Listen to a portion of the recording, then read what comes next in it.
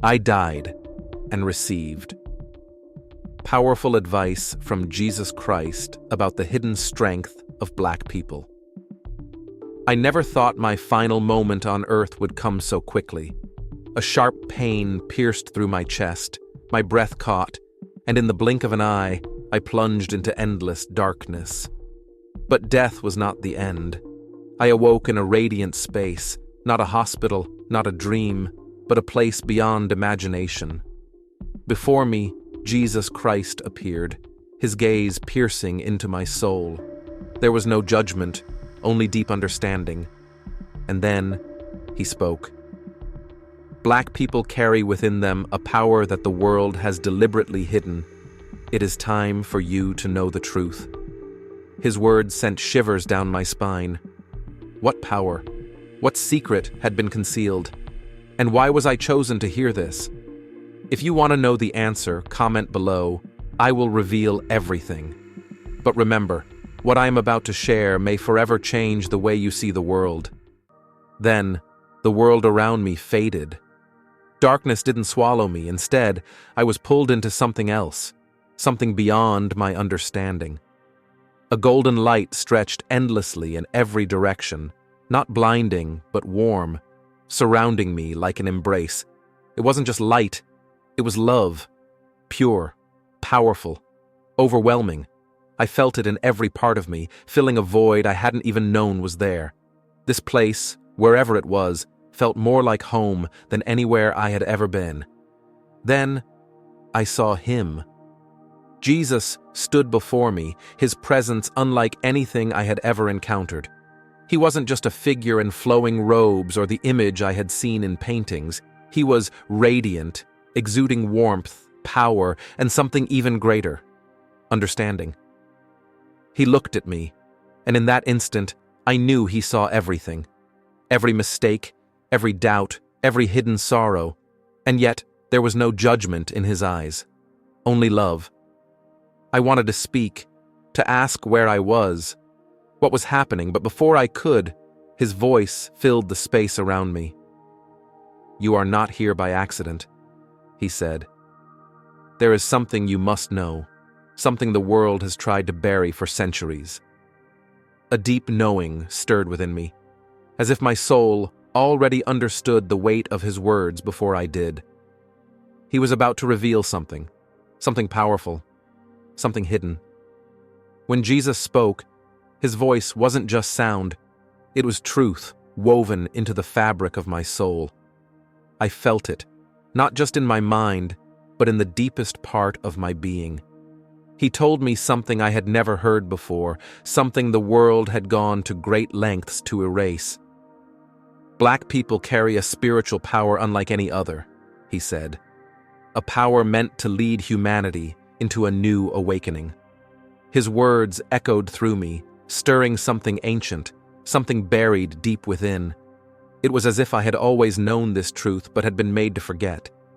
I saw visions unfold before me, stories of strength, resilience, and divine connection that stretched across time. I saw kingdoms rising in Africa, their people walking in harmony with the earth and the universe. I saw healers, prophets, and leaders who understood the sacred rhythm of life, who spoke to the Creator not through intermediaries but directly, as children speaking to a loving parent. Then, the vision darkened. Chains, ships, whips cracking against skin, entire cultures ripped apart, their languages, traditions, and beliefs stolen or destroyed. Jesus showed me how the spiritual power of Black people had been systematically suppressed, how slavery, colonization, and oppression weren't just about land or labor, but about something much deeper. It was about breaking the connection between a people and their divine inheritance. They feared what you carried, Jesus continued.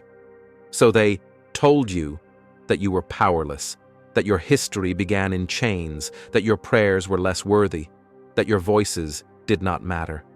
But they lied. Tears welled in my eyes as I saw it all. The resilience, the quiet resistance, the way that despite everything, the power still remained. The ancestors whispered it through spirituals sung in fields, through drum beats that carried forbidden messages, through prayers spoken in secret. It survived in the way a mother looked into her child's eyes and told them they were more than what the world called them. It survived in the way generations endured, refusing to be erased. Your people never lost their connection, Jesus said. It has been passed down, hidden in plain sight, waiting for the moment when it would awaken again.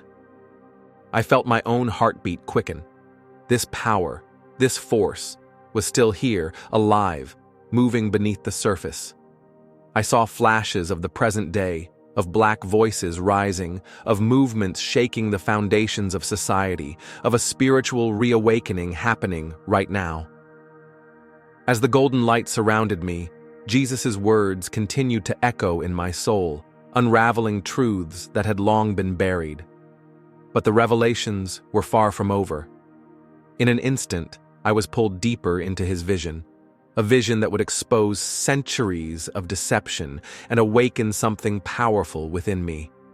When Jesus spoke, his words weren't just sounds, they were revelations that cut through centuries of deception, slicing away the lies the world had been fed. His voice carried weight, vibrating through me like an ancient song that had been playing all along, one that had been muffled, buried beneath generations of oppression, yet never silenced. The world has spent centuries trying to erase the truth about Black people, Jesus said, because they knew your power before you did. I felt my chest tighten as he lifted his hand, and suddenly, I was no longer standing in the golden light. I was pulled into a vision so vivid it felt as if I were living it. I saw Africa before it was carved apart by greed and bloodshed, a land of wisdom, strength, and deep spiritual connection. I saw people who understood the language of the universe, who knew how to heal with their hands, who walked with an awareness of the divine that few today could comprehend. Then, the vision shifted. I saw ships arriving on the shores, bringing men who did not come in peace. I saw chains, I saw whips, I saw families torn apart as people screamed into the void, begging for mercy that never came. But Jesus didn't let me turn away. They took more than bodies, he said. They took names, they took languages, they took prayers. I watched as entire generations were stripped of their spiritual heritage. The sacred traditions, the rituals that connected them to something greater, were outlawed and demonized. The drumming that once called on ancestors was silenced. The chants that once opened portals to divine wisdom were forbidden. Those who still carried the old knowledge were branded as witches, as threats, as something to be feared and destroyed. They knew that if they could sever the connection, they could break the people, Jesus said. But they didn't break. I saw enslaved men and women whispering prayers in secret, hiding their traditions beneath new disguises, embedding their power in songs and stories. I saw them weaving messages of freedom into hymns, transforming coded rhythms into a lifeline to something greater. Their bodies were chained, but their spirits refused to be shackled. The vision shifted again. Now I saw Black people supposedly freed, yet still shackled by new systems designed to crush them. I saw Jim Crow laws replacing the whips, redlining replacing the chains. I saw politicians and preachers twisting the word of God to justify injustice, convincing Black people that they were meant to suffer, that submission was righteousness, that questioning the world's order was a sin. They told you to seek salvation in suffering, Jesus said, his voice heavy with sorrow. But I never said that. I never wanted that for you. Tears burned my eyes. The deception was so deep, so intentional. They had stolen the truth, rewritten it, repackaged it as something else, and fed it back to us as if it had always been that way. I saw the civil rights movement rise like a storm. I saw people marching, shouting, refusing to be silent. I saw them beaten, arrested, killed for daring to claim their God-given right to exist in dignity. But through it all, the same resilience that had carried their ancestors through the darkest nights burned in their souls. They tried to break you at every turn, Jesus continued, but your spirit was never theirs to own. And I saw it, clear as day. The battle had never been just about laws or labor or money. It had always been about something deeper. It had always been spiritual warfare. They feared your connection to the divine, Jesus said. They feared what you could become if you ever remembered who you were. For centuries, the world had worked tirelessly to convince Black people that they were powerless, that their history began with slavery, that their spirituality was either evil or non-existent, that their faith had to be handed to them by those who once held the whip. But even through the most brutal oppression, the truth had never been fully erased. I saw flashes of today's world, of people waking up, of old traditions resurfacing, of a new generation unearthing the wisdom that had been hidden in plain sight. As the vision of the past faded, I turned back to Jesus, my heart pounding with the weight of everything I had just witnessed. But his gaze told me there was more, much more. This wasn't just about history, it was about now. It was about what comes next. When I looked into Jesus' eyes, I saw something more than love. I saw urgency. The weight of his words settled deep in my chest, pressing against my ribs like something too powerful to contain. The awakening has begun, he said, but it must continue. I barely had time to process his words before I was swept into another vision. It wasn't like the past ones, where I had watched history unravel before me. This was now. This was the present and the future all at once. I saw young Black leaders standing at podiums, their voices carrying like thunder over the masses. They didn't speak with fear. They didn't ask for permission. They spoke with authority, an authority that came from something deeper than politics, deeper than education. It was spiritual. They were leading not just movements, but revivals, awakening something ancient in the people who listened. I saw communities coming together, not just in protest, but in unity. I saw circles of people gathered in prayer, hands joined, heads bowed, not in defeat, but in power. I saw them fasting, not as an empty ritual, but as an act of war against the forces that had tried to keep them down for centuries. Their prayers weren't whispers, they were declarations. And as they spoke, something shifted in the air, as if heaven itself was responding. Faith is your greatest weapon, Jesus said, and they tried to take it from you, but they failed. I watched as people broke free from chains they hadn't even realized they were carrying. I saw men and women stepping into their callings, rejecting the lies that had told them they were less than, unworthy, powerless. I saw families healing, breaking the cycles that had tormented them for generations, poverty, addiction, fatherlessness, fear, all being shattered by the power of faith rediscovered. Jesus lifted his hand, and suddenly, I felt something surge through me, something alive, something electric. This power has always been yours, he said. You were never meant to beg for what was already inside you. Tears welled in my eyes.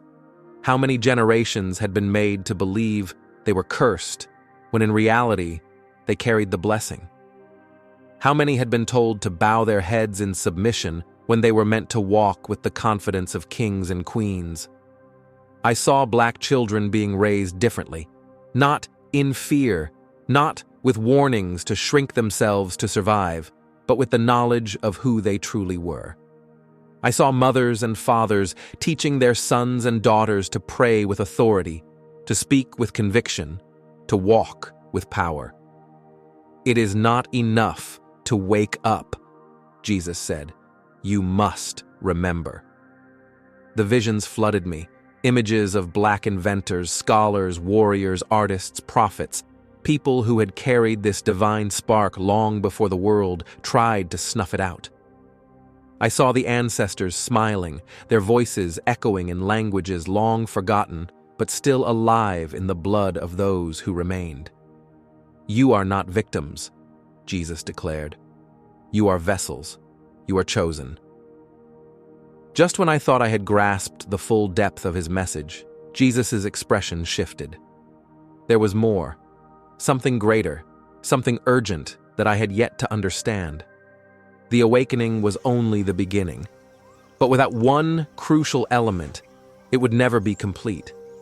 As I stood before Jesus, his gaze held a weight I could barely comprehend. I had seen so much already: the history that had been stolen, the power that had been buried, the awakening that was now unfolding. But there was more. There was something deeper, something urgent. "You cannot rise alone," he said. "Unity is the key. Without it, the restoration will never be complete."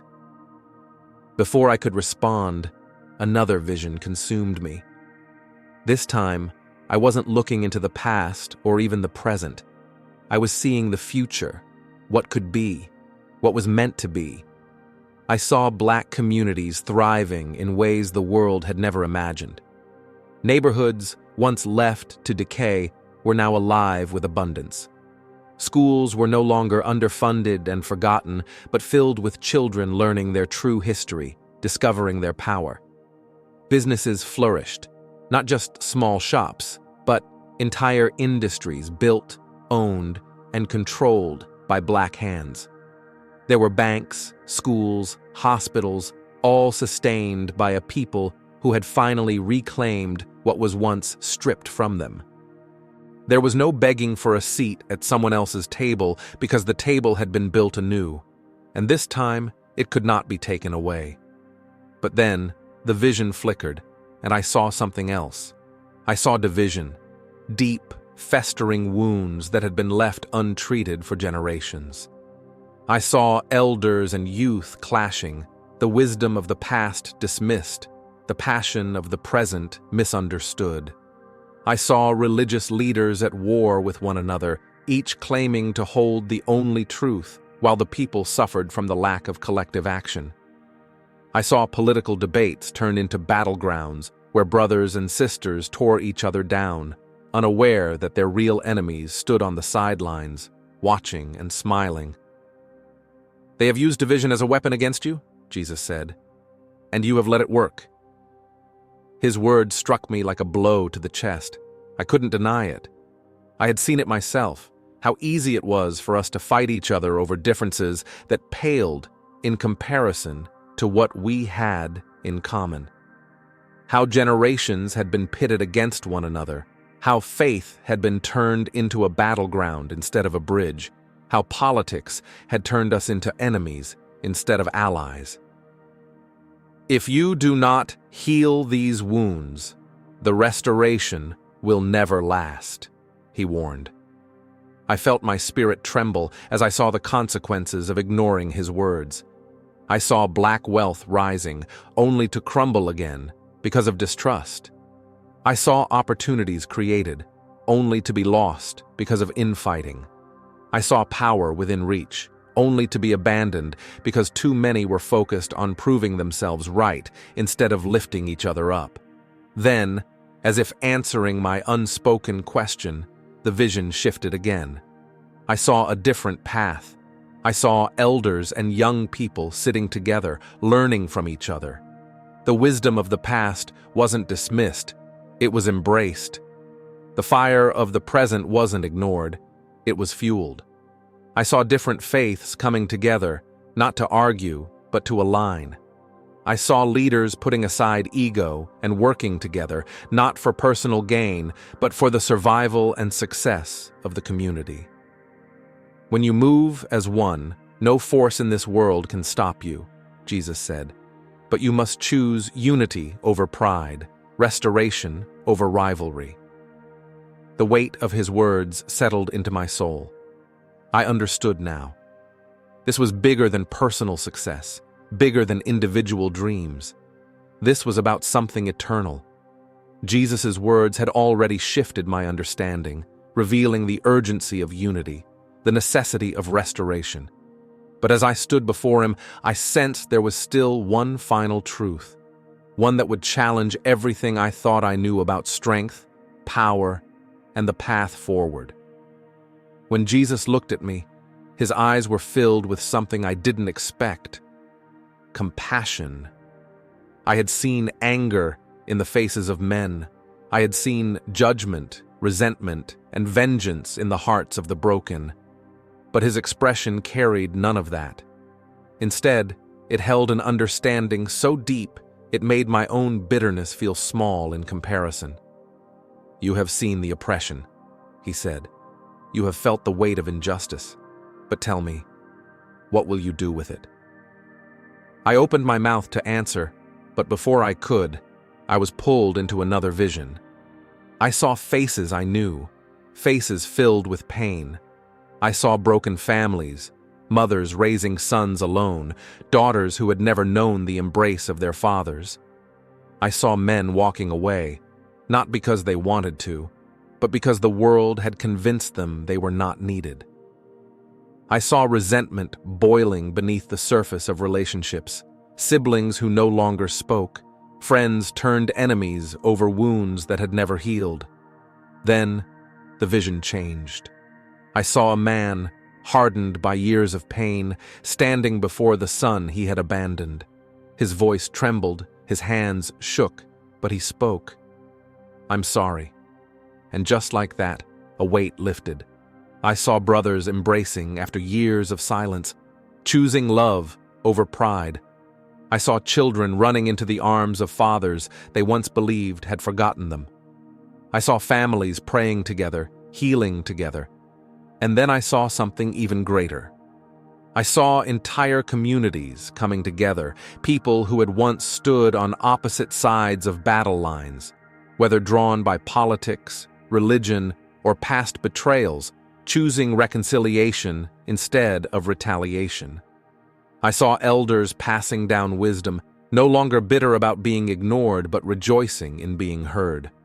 I saw young leaders stepping up, no longer fueled by anger but by purpose. "Forgiveness is not weakness," Jesus said. "It is the key to your strength." The words hit me harder than anything I had ever known. The world had taught us that power came from fighting back, from proving ourselves, from demanding what was owed to us. But Jesus was saying something different. You cannot build a new world while holding on to the chains of the old one. He continued, "Anger has sustained you, but it will not elevate you. It is time to let it go."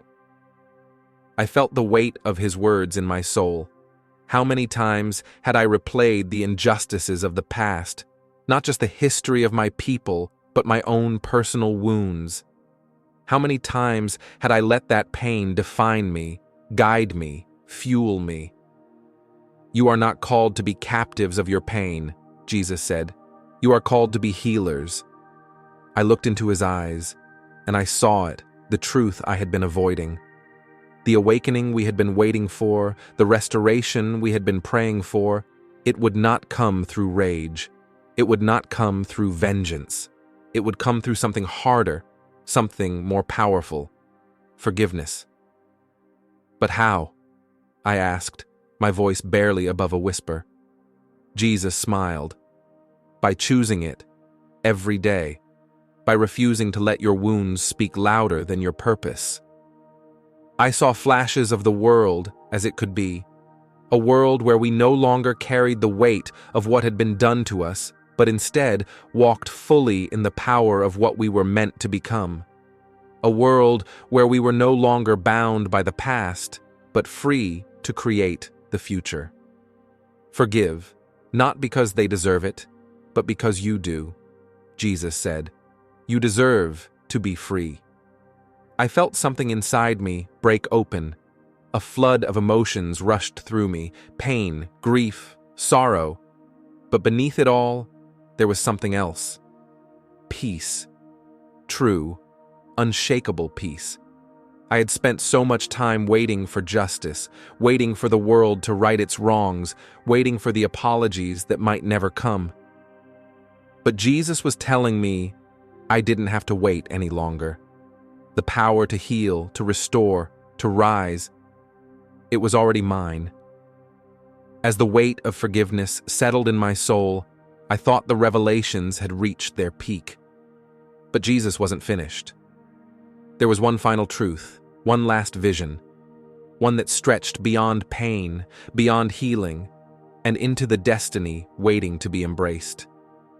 When Jesus looked at me, his eyes carried a message deeper than words. I had seen so much: history stolen, power buried, pain endured, and now the great awakening of my people. But there was more. This wasn't just about us. It wasn't just about the past or even the present. It was about the future, the destiny waiting to be fulfilled if we were ready to claim it. "Look," he said, and in an instant, I was pulled into a vision unlike anything I had seen before. I saw a world transformed, a world no longer ruled by deception, division, and oppression, but one where truth illuminated everything. I saw leaders rising, not political leaders, not those grasping for power, but spiritual leaders, people who moved with divine authority, not through force, but through wisdom. And at the forefront of this awakening, I saw them, black men and women standing as beacons of light.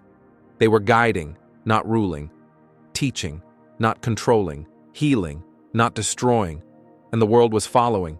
Nations that had once scoffed at them now listened. People who had once dismissed them now sought their wisdom. I saw movements of faith igniting across continents, not bound by religion, but fueled by truth. There were no megachurches built on greed, no leaders hoarding power for themselves. There was no manipulation, no corruption, only pure, undeniable faith. "They will lead," Jesus said, "not because they seek power, but because they remember who they are." I watched as communities that had been broken were rebuilt, not just physically, but spiritually. People were returning to their roots, not in a way that divided them from the world, but in a way that strengthened their connection to it. The wisdom of the ancestors, once dismissed as superstition, was now recognized as divine insight. The prayers of past generations, once whispered in the shadows, were now spoken boldly. And it wasn't just black people rising, it was the world rising with them. Other nations watched and learned, not out of obligation, but out of reverence. They saw the resilience, the faith, the power, and they followed not as subjects, but as students of a people who had endured the worst and still carried the light. "This was always meant to be," Jesus said, "but first, they must believe it." My heart pounded. I had spent so much of my life seeing struggle, seeing injustice, seeing all the ways the world tried to break us. And yet, here was a future where we were not only whole, we were leading. Not by force, not by demanding recognition, but by simply walking in our true power. For a moment, hope filled me as I saw the future that could be, our people rising, leading, healing. But just as I began to embrace the vision, Jesus' expression shifted. The warmth remained, but now there was something else: urgency, a warning. Because where there is awakening, there is always resistance. When Jesus looked at me, his expression changed. The warmth and encouragement I had felt before were still there, but something else lingered beneath them. Urgency, a warning, a truth that could not be ignored. "The awakening has begun," he said, "but it will be challenged." I felt my breath catch in my throat. I had seen the power of my people rising. I had seen the restoration, the unity, the divine leadership we were stepping into. But now he was telling me that it would not come without resistance. "They will not let you awaken without a fight," Jesus continued, his voice steady, unshaken. And suddenly, I was pulled into another vision. I saw the world shifting beneath my feet, the spiritual battle unfolding before my eyes. It wasn't just in the physical, it was happening in ways most wouldn't even recognize. I saw screens, millions of them, feeding people carefully crafted messages, twisting truth into confusion, manipulating thoughts without them even realizing it. I saw social media wars breaking out, not over things that truly mattered, but over distractions, trivial arguments designed to divide, inflame, and weaken unity. I saw people once called to lead becoming trapped in deception, lost in their own need for validation, their egos leading them away from their divine assignment. And then, I saw something even more alarming. I saw political leaders, not just in one country, but across the world, crafting new laws, implementing new systems of control, not to protect people, but to keep them blind. I saw policies that seemed good on the surface, yet beneath them were chains carefully disguised. I saw financial systems designed to keep Black communities dependent, surveillance tools that tracked and monitored spiritual leaders, and technologies used to suppress movements before they could fully rise. It was all calculated. Every move, every strategy, every distraction, it was all part of a larger plan to keep the awakening from reaching its full power. They have always feared your strength, Jesus said. And now, as you begin to remember who you are, their fear grows. I watched as some fell into the traps. Some leaders, once chosen, became consumed by pride, greed, and self-importance. They were given platforms, power, and influence, but it came with a price. They no longer spoke with divine authority, but with the watered-down language of those who sought to control them. They no longer sought truth, but comfort, no longer led by faith, but by the need for approval. And worse, I saw how easily division crept in. I saw brothers turning against brothers, sisters turning against sisters, not because of real conflict, but because they had been manipulated to distrust each other. I saw young leaders rejecting the wisdom of the elders, and elders dismissing the passion of the youth. I saw faith itself being used as a tool of division, with denominations, doctrines, and interpretations creating unnecessary battles among those who were meant to stand together. The enemy didn't need chains this time. He was using confusion. If they cannot be destroyed, Jesus said, they will be divided. If they cannot be enslaved, they will be deceived. I felt my heart pounding. The vision was heavy, suffocating, but then, light. I saw something else. I saw those who refused to fall. I saw warriors, not with weapons but with wisdom. I saw men and women of faith who recognized the traps, who saw through the deception, who refused to be bought, controlled, or silenced. I saw leaders standing firm, even when they were attacked, even when they were ridiculed. I saw communities praying together, fasting together, staying strong, even when the world tried to turn them against each other. I saw people choosing unity over division, humility over pride, faith over fear. This is how you win, Jesus said. It wasn't through retaliation. It wasn't through fighting fire with fire. It was through unwavering obedience to God, through the power of prayer, through the refusal to be moved by lies and distractions. You must guard your minds, he warned. You must guard your hearts. Test every spirit, question every leader, seek truth in everything. And then, I saw a final vision, a remnant. No matter how many fell to deception, there were always those who remained. Always those who held on to truth, who refused to compromise. And through them, the awakening continued. Through them, the world was transformed. Jesus turned to me one last time. Tell them, he said. Warn them. Strengthen them. The battle is not over, but neither is your victory. And just like that, the vision faded.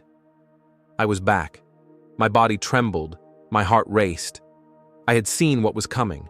I had seen the traps, the distractions, the division. But I had also seen the answer. And now, I had a choice. Stay silent. Let my people walk blindly into the coming storm, or speak. Warn them, prepare them. I choose to speak, because the awakening is real. But so is the attack against it. And if we are not careful, we will fall before we ever reach our destiny. Stay awake. Stay strong. Stay united. The future depends on it. I have seen the past, the losses, the sorrows, the dark days that the world wanted us to be trapped in forever. I have seen the present, the awakening, the awareness, the unity forming in the souls of those who were once oppressed. And I have seen the future, a future not of domination, but of leadership. Not of vengeance, but of enlightenment. Jesus has shown me a truth that many still hesitate to believe. We are not victims. We are not cursed. We are not forgotten. We are the bearers of light, the chosen ones destined to awaken the world, to bring transformation not just for ourselves, but for all of humanity. Our power does not lie in what this world recognizes, but in what God has placed within our souls from the very beginning. It is faith, resilience, compassion, and wisdom, things that no one can take away from us. We have walked through fire, and yet we stand firm. They tried to erase our history, but we are rewriting it. They tried to divide us, but we are finding our way back to each other. And now, as the awakening spreads, as the light shines upon what was once hidden, our enemies will try once more. They will use fear, deception, and the most sophisticated tools to make us doubt ourselves. But we are no longer easily deceived. We have learned to face the truth, to examine everything in the light of God. We have realized that true power does not lie in wealth nor in politics, but in our connection with God and with one another. We are no longer waiting for someone to come and save us. We have been given the power to save ourselves. This is our moment. This is our mission. And nothing can stop those who know who they truly are. You have just heard my story, but this story is not just mine, it is ours. It is the story of souls called to awaken, of people carrying the power to change the world. But the real question is, are you ready to accept this truth? Look around you. Do you see the chaos, the meaningless distractions that the world is trying to fill your mind with? Do you see how they intentionally keep you occupied with things that do not matter, while your true power remains hidden right in front of you? This is not a game. This is a spiritual battle, and you must choose your side now.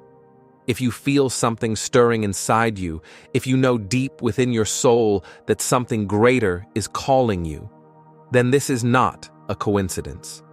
This is God speaking to you. It is time to wake up. So what will you do?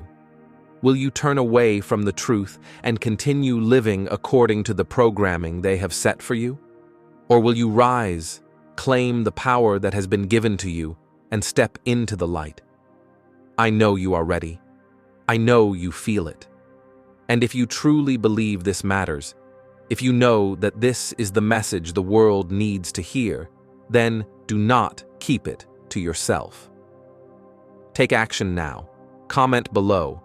I am ready, to affirm that you have heard this calling. Press like to push this message out to more people. Share this so that the truth they don't want us to know can be revealed. Subscribe to stay connected to the messages that God will continue to send us. Do not let this awakening stop here. You can make a difference. You can be the guiding light for those around you. Rise. Step into the light.